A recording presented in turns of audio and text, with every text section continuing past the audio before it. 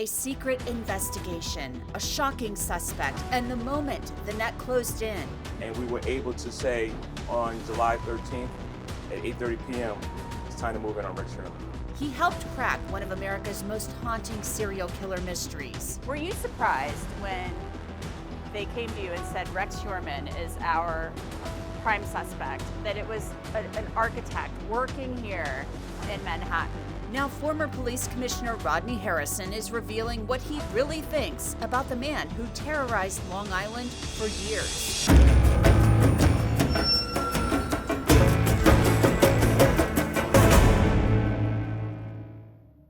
You know, before we get into this incredibly horrific case about the Gilgo Beach serial killings, I want to tell you about an app that I've been using that I really like. It's called Upside. And Upside will get you cash back on things you buy every day, like gas, groceries, and takeout. Here's what you need to do. You download Upside for free. You claim an offer at one of their 100,000 plus locations, and you pay as usual with a credit card. Then you verify the purchase, and boom, you get money back. So say I need to get gas or I want takeout one night.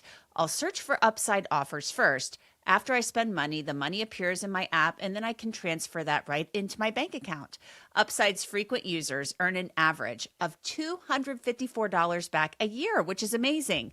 To start getting your cash back, click the link in the description or scan the QR code that you see on your screen and use our promo code CrimeFix to get an extra 25-cent bonus on every gallon on your first tank of gas. I'm Angenette Levy, and this is a special edition of Crime Fix coming to you from Midtown Manhattan. I'm standing at the corner of 5th Avenue and East 36th Street. This is the area where Rex Heuermann, the Gilgo Beach serial killer, was taken into custody nearly 3 years ago for those horrific murders. He first started killing in 1993 when he was 29 years old. Now he's 57, 58 years old. He probably thought he still got away with it. And for us to come out the blue, grab him out of his office, catch him right a couple of yards away from him heading home, it probably surprised him, I think.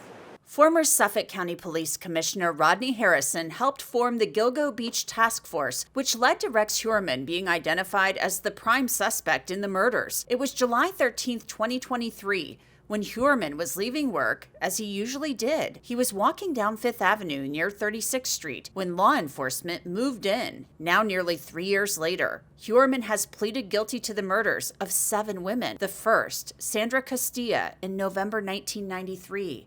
Valerie Mack was killed in 2000, Jessica Taylor in 2003. Then Maureen Brainerd Barnes was murdered in 2007. 2 years later, in 2009, Melissa Barthelemy vanished. Megan Waterman died in June 2010. And a few months after that, Amber Lynn Costello disappeared in September 2010. Heuermann admitted to the murder of an 8th woman, Karen Vergata, in 1996, but he didn't enter a plea in her death. Some people believed that the murders might never be solved. The bodies of the Gilgo Four, Maureen Brainerd Barnes, Megan Waterman, Amber Costello, and Melissa Barthelemy, were discovered along Ocean Parkway near Gilgo Beach in December 2010. The grim discovery of the bodies of 4 petite women who worked as sex workers rocked Long Island and led to one of the longest and most intense serial killing investigations in New York history. The investigation made good progress early on, with investigators uncovering cell phone pings from Massapequa Park on Long Island and Midtown Manhattan. But then in 2012, a new police chief, James Burke, took over, and the investigation's momentum seemed to stall. The feds were pushed out, and the Gilgo Beach serial killer case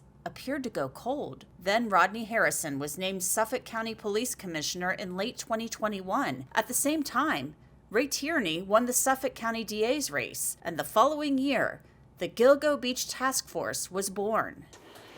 So when I reached out to the FBI, they had some concerns, and I said, hey, listen, we're starting up this task force. We have the district attorney's office working with us. State police is working with us. We'd like to maybe see if you could help out. I understand there might have been some frustrations in the past, and they told me absolutely not. We're not working with you or your investigators over there because they've been outcasted in the past. They haven't had access to the case and investigative steps that were done. This is a somewhat of a common occurrence where investigators don't want outside help. They feel as though they could handle investigations by themselves. But the Suffolk County Police Department doesn't necessarily have the top notch when it comes to resources and databases, and that's why the FBI, I thought, would be extremely instrumental, in which they end up being. So I had to kind of explain to them, like, going forward, you're not going to have any more problems, and if you do, I'm here now. Me being a little bit of an outsider, I didn't have any allegiances or had to feel I had to placate to anybody. Another issue that I forecasted was if the FBI had to walk into the office where the Suffolk County investigators were, they probably would feel a little bit of a tension if they had to respond there. So the strategy was this: cultivate a office where they can be designated off by themselves. Get a couple investigators from the homicide team in Suffolk County. Get some people from the state police. They provided a female investigator that was phenomenal. The FBI, as well as the sheriff's office, all working under one roof, one office, and putting their heads together, to take a closer look at what mistakes were made in the earlier parts of the investigation and what we need to do going forward. The work of solving the Gilgo Beach murders had renewed energy. There was vital cell phone evidence and a witness description from the roommate of Amber Costello, who said one of her clients drove a green Chevy Avalanche. And the Green Avalanche really cracked this case wide open. The Green Avalanche, the database check into Massapequa Park, looking for somebody that had a Green Avalanche because one of Amber Costello's roommates shared that one of Amber Costello's clients drove a Green Avalanche. Taking that information and being able to look at green avalanches inside the Massapequa Park area was the game changer in the investigation. And he looked like an ogre. Wasn't that the description? That helped as well. You know, that was one of the reasons why he kind of stood out so much. Him being 6'4", 300 pounds, looking like an ogre, bushy hair. He's one of the individuals that Amber Costello's roommates chose not to rob. And that was one of their things that they would do. Anytime a client would come by, they would what's called roll them and take their money. They chose not to roll this individual because of his size, but they did remember him, and they do remember the car that he drove. A search of green avalanches in Massapequa Park led to one name, Rex Heuermann, an architect who lived there and worked in Manhattan. But there was still more work to do. The investigation revealed Rex Heuermann liked to patronize sex workers and sometimes sent them selfies, and he would often do so using prepaid burner phones. You know, everything from internet searches to getting burner phones and him on certain internet applications to engage with sex workers, and some other things that really troubled us, to show that he was involved with sex workers, and his one engagement with Amber Costello was not the only time he was involved in this activity. It really showed that this person lives I'll say a deviant lifestyle. And then there was the DNA evidence, a sample of Heuermann's DNA collected from pizza crust that he had tossed in the trash. So my biggest problem with the DNA coming back is it took a long time, and when we got the pizza crust and we sent it to the lab out in Pennsylvania, I wanted to make sure, and this is once again, this was kind of like a NYPD executive thing. We wanted them to let it be known that this case is not just your average case. This is a serial killer case that's over 10 years old, and we need the results right away. Can you please put this on the top of your cases? And I'm not sure what misunderstanding happened or occurred, but it didn't get prioritized. And I kept calling to see what was taking so long, and they didn't have the answers. And I got so frustrated that I had my deputy police commissioner, Anthony Carter, take a ride out there, sit down with the scientists and explain to them, hey, listen, I don't know if you know what's going on with this case, but we need the results back as quickly as possible. And the unfortunate part is they did not know that in the beginning part. But once we had that sit down with them, we got right on it and we got the results back in a timely manner. When the DNA came back as a match to hairs found on the victims, it was time to indict Rex Heuermann, and police moved in to make the arrest on July 13th, 2023. So he's just walking down Fifth Avenue, as any other New Yorker would be doing, coming out of work. You decide it's a safety issue, so that's why you move in on him on the street, because you don't know what could happen if you take him into custody in his office. I mean, Well, he could have a weapon in there. Other people could be put in danger, right? Well, one of my concerns, just being in law enforcement for 30 years and knowing somebody's registered, has 97 registered guns attached to them, my biggest concern was, if we move in on him, is this going to be a situation where it could turn into a shootout? So I did have some concerns. Does he carry a gun? Was there a gun inside the bag?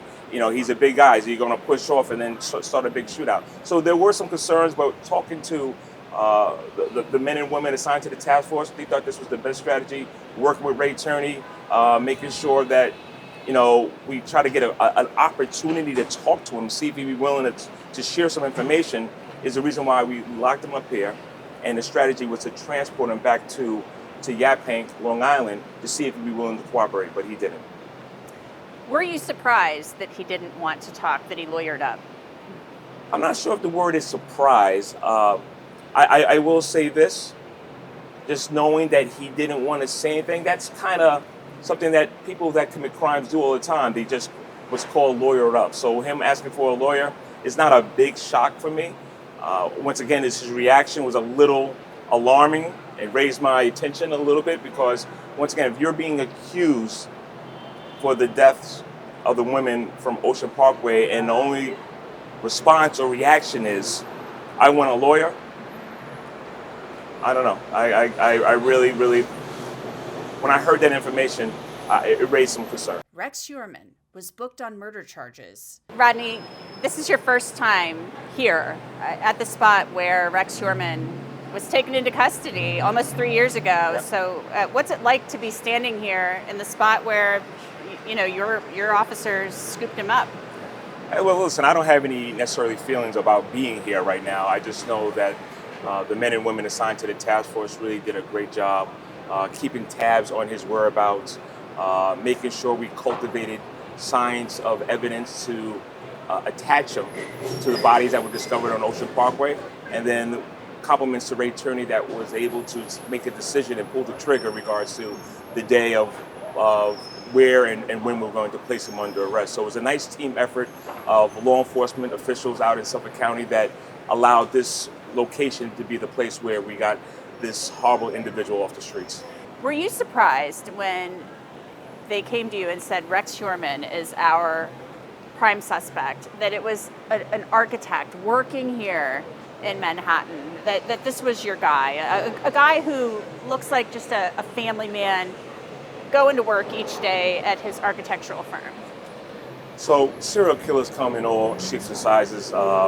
Listen, I wasn't necessarily in a place where I automatically assumed that Rex Heuermann was a guy. I know there still needed to be a lot more of an investigation to try to attach him to the death of these women.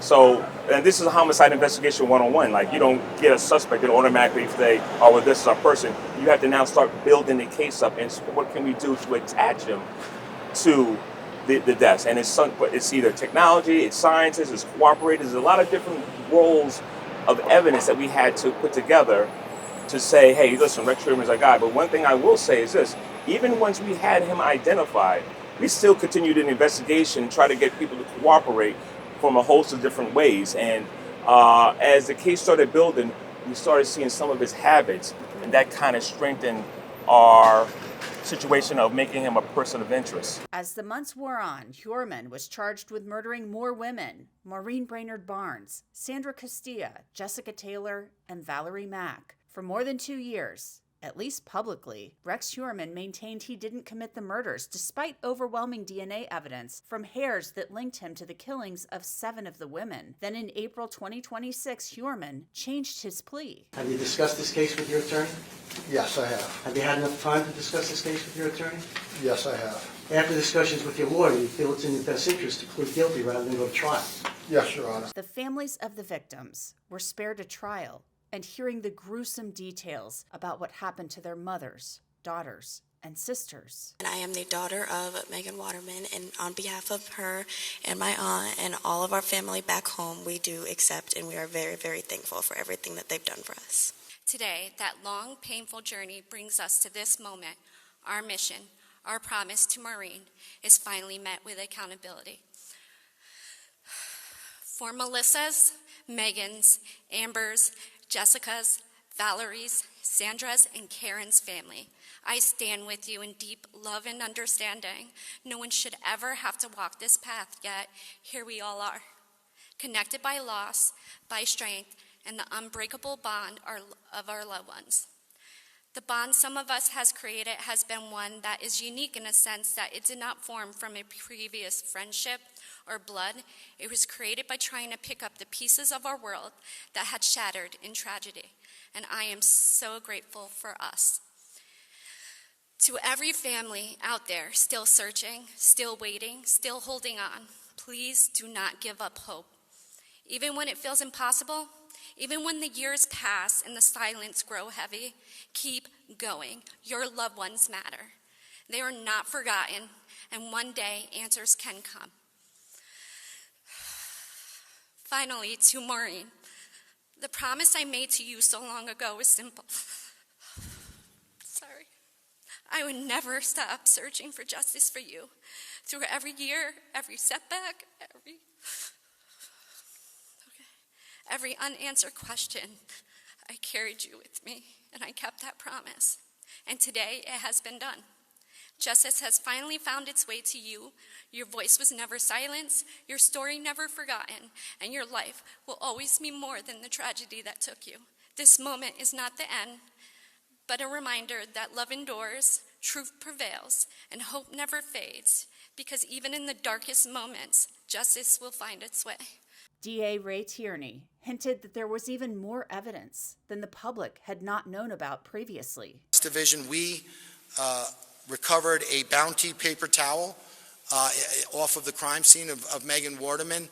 They processed that and they compared that to the same Bounty towel that we recovered in the home of the defendant. They matched, and this was a memento that we argued the defendant kept. Would have been a key piece of evidence. We're now a couple of days out from the sentencing. Yeah. But what are your thoughts and feelings? I mean, you were such a vital part of actually bringing that task force together and finally bringing this to a conclusion. Listen, I'm an advocate for victims. We have survivors involved, the family members that, unfortunately, with so many years without any questions answered, just being able to bring some level of closure and comfort to them, knowing that the person that took your loved one away will never see the light of day again. There's a little bit of happiness knowing that I had a role in getting this person into jail and hopefully be off the streets for the rest of his life. Do you think that he has committed more murders than the ones that he's pleading guilty to? I do believe that there should be a continued investigation into Rex Heuermann. I know that his DNA will eventually go into the CODIS system, and hopefully with the task force still being put in place, they may be able to say either identify other bodies that may not have been identified or discovered towards Rex Heuermann. So listen, I'm not going to sit here and speculate and say there's more bodies attached, but I'm just glad to see that there's going to be a continued investigation to rule out if there is or is not other victims out there that are attached to Rex Heuermann. Rodney Harrison has written a book about his career and the Gilgo Beach murders. It's entitled The Commissioner, From Street Cop to Top Cop in the NYPD, and the inside story of the hunt for the Gilgo Beach serial killer. And on Wednesday, June 17th, Rex Heuermann will be formally sentenced for those 7 horrific murders. He will be sentenced to several consecutive life sentences. He's also, as I mentioned, admitted to an 8th murder, the murder of Karen Vergata. Law and Crime will have complete coverage of that for you. Again, I'm Angenette Levy in Midtown Manhattan. Thank you so much for watching this episode of Crime Fix. I'll see you back here next time.